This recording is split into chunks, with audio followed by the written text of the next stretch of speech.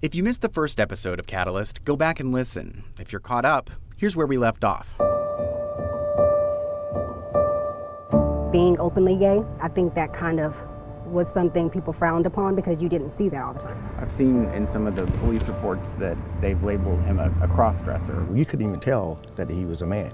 Once again, I told him I thought that was pretty dangerous because I said, now you're deceiving someone, because he wouldn't tell him. But there was a guy that was interested in my uncle. He pulled out a knife and my brother got up and took off. I looked out the window and I saw a truck. And then they were gone. And then he just didn't come home. I talked to a police officer and he told me in my face that, Terry, I know Jamie, and he would always tell me that he can't wait to get out of this place. So he's probably gone. Y'all need to just chill out. It's not uncommon for an adult to just leave. They don't want to talk to their family anymore, they don't want to talk to their friends. And so you have to determine, is this a case where they just decided to leave, or was there some foul play in it? We're working on a story about Jamie Mayberry. I wondered if you might know him. You can get off my property right now is what you can do. We have a right to bear arms, and I'm not scared to use them, so get off my property right now.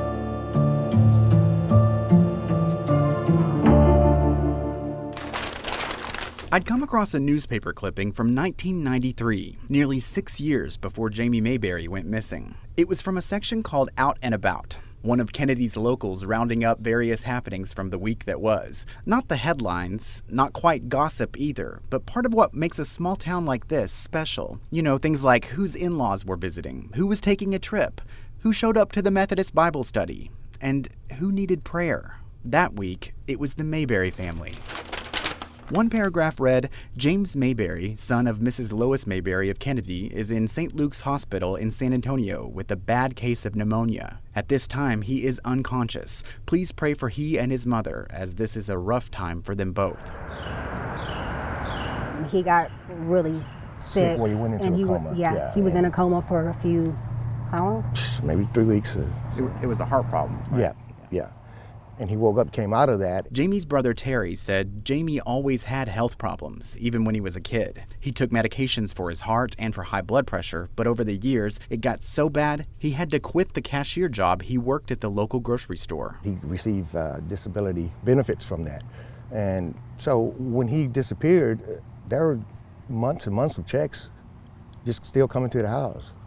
He wouldn't have left that. Disability checks started to pile up after Jamie failed to return home April 2nd, 1999. By that time, he was 35 and living alone in the same house where he and Terry had grown up. Oh yeah, it's around here. Just 2 of 8 Mayberry kids.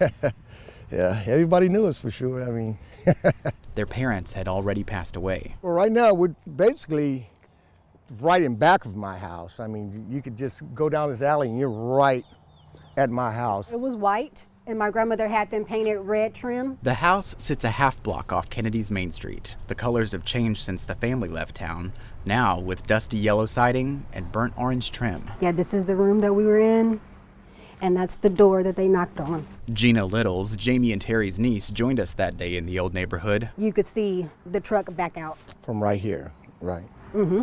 Remember, she'd been staying with Jamie the night he left the house with a stranger. He didn't even take his medicine. He was sick. He didn't take any of his medicines. That was why they knew something was really wrong. I know my brother, yeah. He would not have left his niece. I mean, his character, it went against everything that he is. Initially, they hoped it wasn't such a big deal, like maybe he tried to return and just collapsed without his prescriptions. So they started looking around the outside of the house, then down the alley, and even into the woods nearby. That was a trail that led back there, and that was a little hangout spot. Terry remembered it being a strange feeling because those woods had been the site of some of the best memories of his life.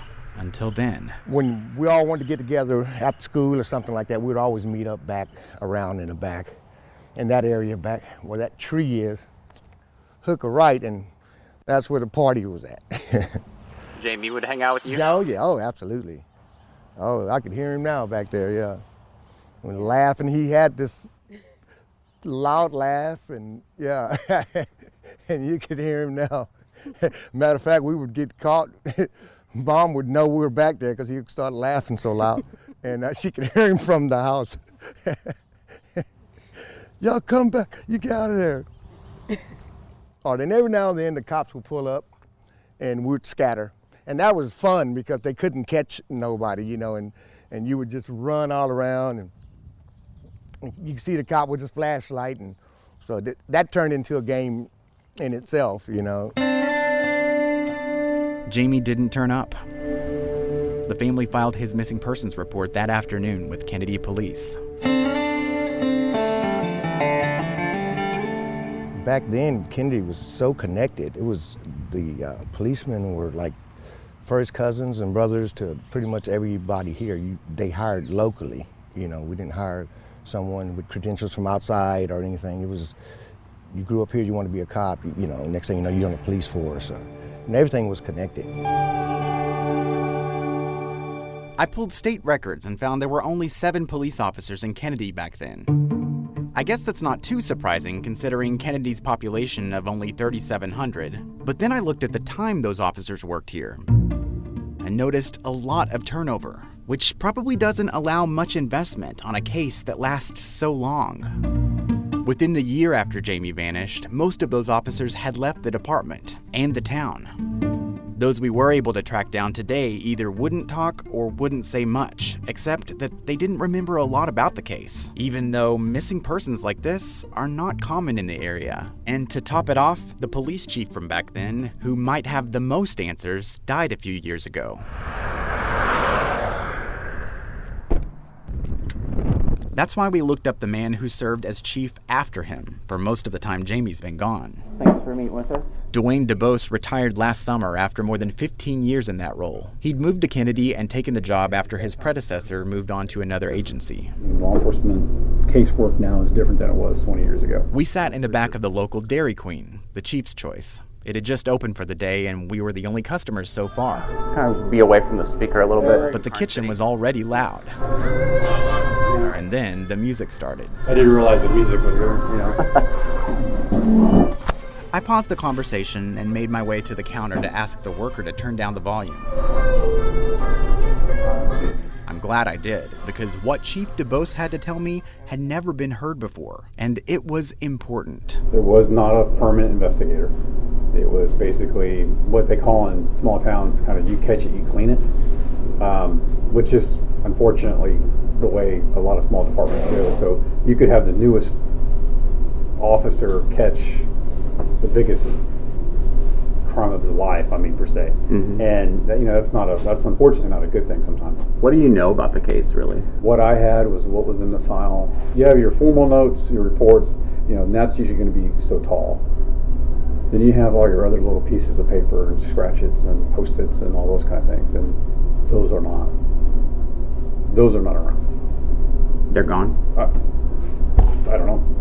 I don't have them. They were never in the file. Mm-hmm. With the laws change now, all those have to be turned in with the case, or should be with the case report.